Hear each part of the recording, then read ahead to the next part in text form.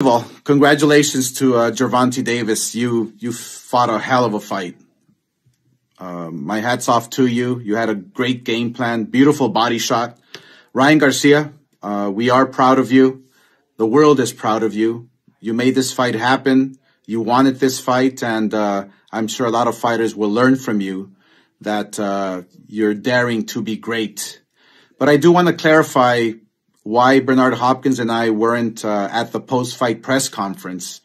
First of all, Bernard Hopkins was accused during the weigh-in of having testosterone cream on his hands and touching Gervonta Davis when he only wanted to help him because he was going to fall off the stage. So PBC, Gervonta's promoter, banned him from everything. He couldn't get inside the ring.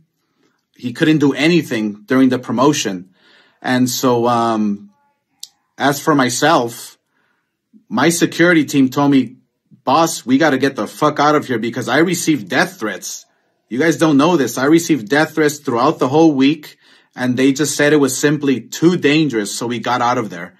And plus, Eric Gomez, who is my president, who was right there, front and center with Ryan Garcia, so there was no issue, no problems. This is all coming from all these PBC minions that are just attacking Ryan, attacking Golden Boy. But it's all good. It's all good. Ryan Garcia made this happen.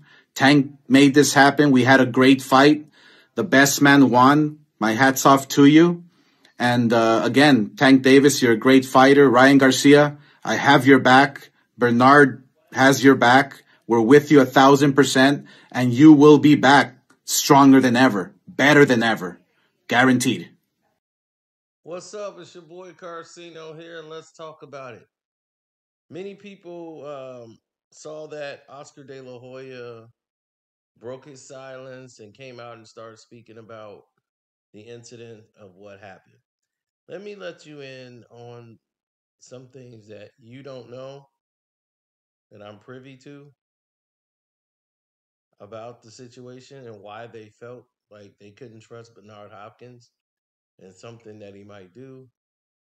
Because in the past, fighters, I won't say their names, who fought Bernard Hopkins had a lot of things happen in the fight or leading up to the fight that when they came in fight day, they didn't feel correct. Something was off. And it was the same opponent, Bernard Hopkins. There were reports that they claimed they were drugged. Their bodies weren't functioning well, and they had poor performances in the ring, and they felt weird the entire time. Two fighters who didn't know each other had the same exact stories. And when they heard the story, that's when they were confirmed that they felt they were drugged when they had room service at the hotel they were staying at. And it slowed them down and hindered their performance.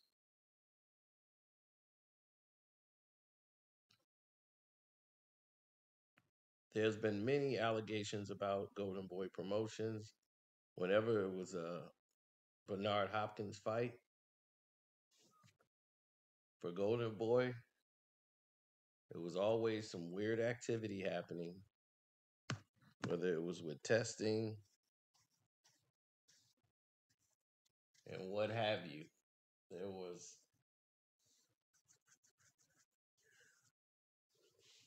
There was always some red tape or some type of controversy going on behind the scenes. Now, Oscar De La Hoya likes to complain about hydration clauses and things of that nature. And here's the thing he keeps complaining about is both fighters have to do the weigh-in, do the hydration. And the thing is no one had these complaints when they signed him. And then when they lose, there's supposed to be no excuses. They come with excuses. I mean, that was a decent weight. If the fight is at 135, you allotted 10 pounds over. Why do you feel the need to be heavier than 10 pounds over the fight weight? Floyd used to weigh in at 147, come in their ring at like 148, 150, 3 pounds over, nothing extra.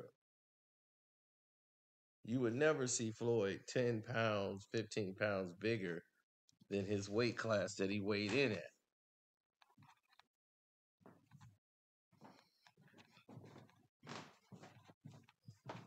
And if you feel you need that to be strong, then you must have been doing something wrong.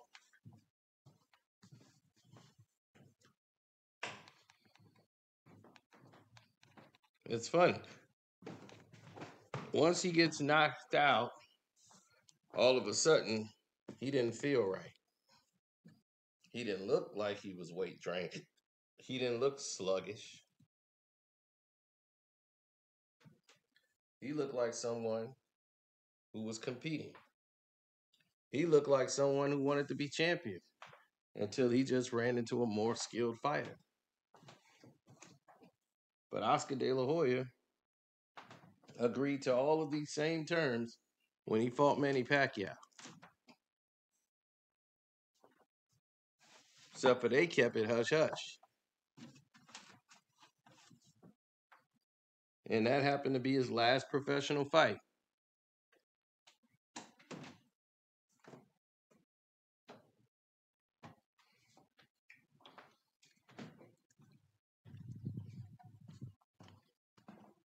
So,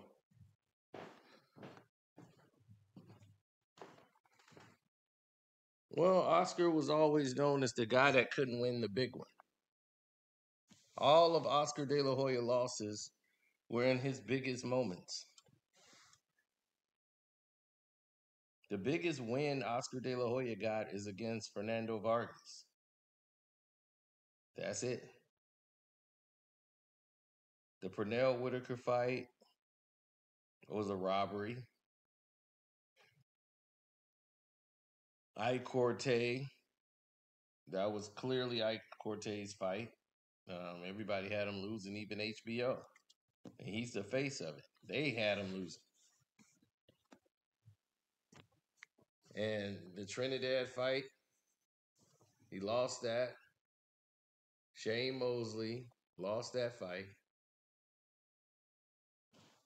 So that's 2 losses back to back.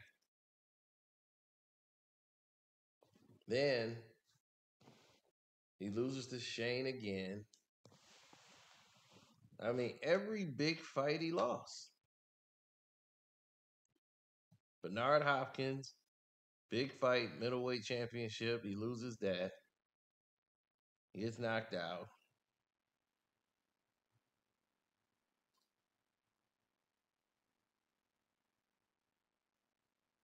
Every big fight he lost. Floyd Mayweather, one of the biggest fights in boxing. He lose that. I mean, he's the guy that can't win the big one.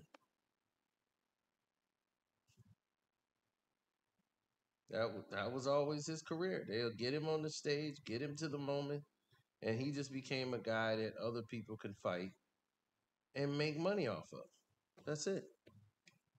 And that's what Ryan Garcia is. He's Oscar De La Hoya. He's a guy that other people can make money off of while it lasts.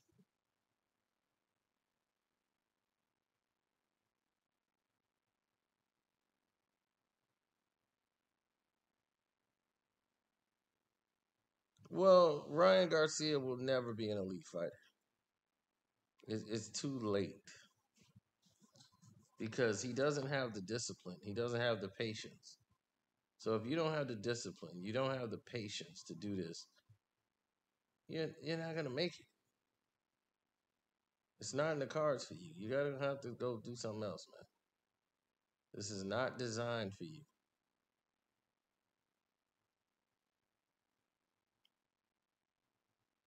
I never felt that everyone understood like what it is that we were doing. You know?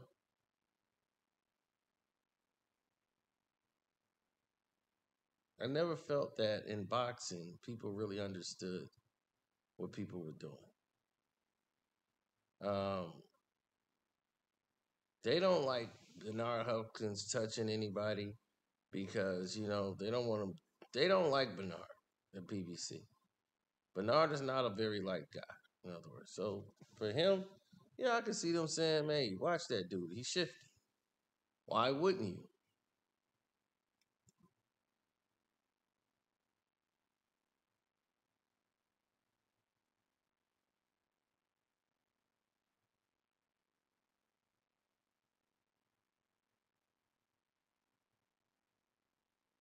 Oscar brought Bernard Hopkins in.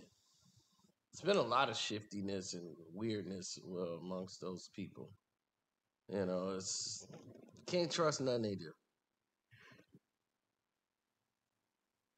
Oscar built his whole career with fighting guys that were smaller than him. He fought Arturo Gotti, and when Arturo Gotti tried to go up to 147, it just didn't make sense. He's not a 147 fighter, and just beat up on Arturo Gotti.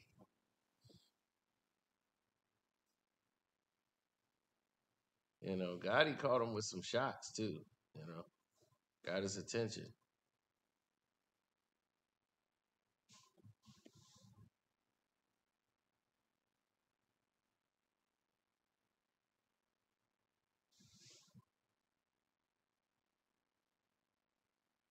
Well, look, the way I look at it is clear.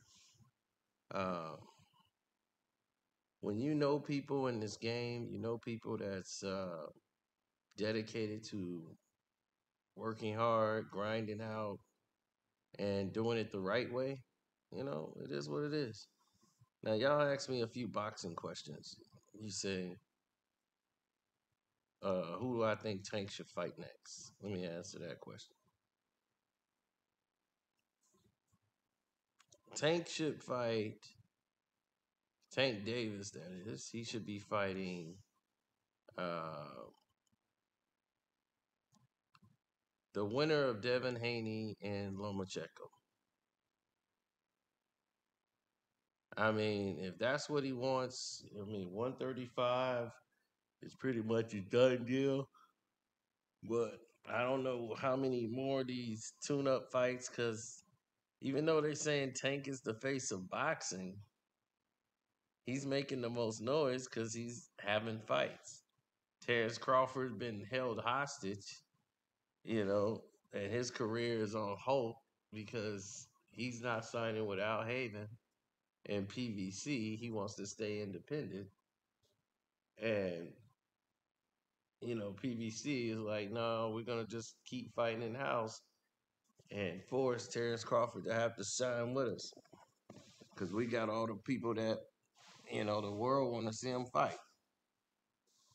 So they'll make Errol Spence sit down and avoid fighting Terrence Crawford and give you all of these meat puppet fights that nobody wants to see. That's what they're going to keep doing, giving you the meat puppet show. So that's what I think about that. Ryan Garcia, somebody lesser. I know if he fight Ryan Garcia, he fight the Pitbull, that'll be a good fight for him. But Ryan Garcia is moving up to 140. He can't make 135 no more, probably anyway, comfortably. This was it for the money. But 140 is more, his weight class. But if he fights Shakur Stevenson, any of those guys, he's not going to beat any of the champions at 140. Unless they just get too big for the division. But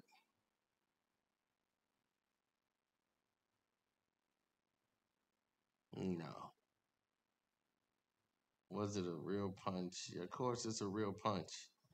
What other punch would it be? He hit him with a liver shot.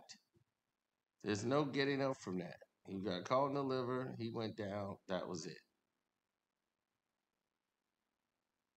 Oscar Delahoya is a recovering substance abuse user, and it doesn't look like he is going to go to therapy anymore. He feels like this is his therapy, boxing and everything else. Claimed he got the help he needs, and he's right back on the wagon. He's A-okay. Meanwhile, he's got a weird wife who comes out dressed half naked, and so does she make Oscar.